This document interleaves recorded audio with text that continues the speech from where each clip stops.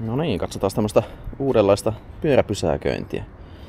Tämmönen pyöräpysäköintitalli vähän niinku tässä Oulun kauppatorilla. Ensinnäkin tässä ihan kivat ohjeet on alkuun. Näin käytät. Siitä vaan skannata sovellus. Sovellus on sitten tämmönen.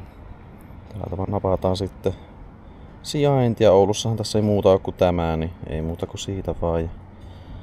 Sitten tässä on 6 paikkaa. Otetaan tää ensimmäinen. Napataan vapaaksi. Aloita säilytys. Sitten siihen tulee tämmönen ponnahusikkuna. Ja aloitetaan. No niin, se pikku äänen piti siinä ja tässä on auki. Näin. On ihan tilavan kokoinen. Mitat otan siitä ja katsotaan sitten. Joo, tuossa sitten vielä pikku ohjekin on, että miten se olisi tarkoitus sinne viien. Nappastapa sinne. Suoja.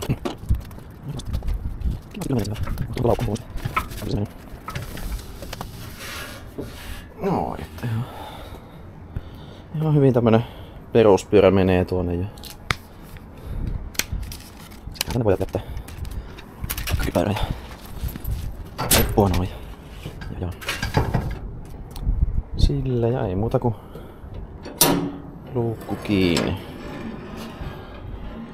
Ja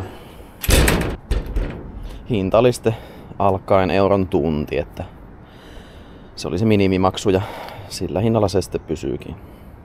No niin, ja sitten kun asioilta tultu, niin ei muuta kuin sovelluksesta vaan lopeta säilytys. OK.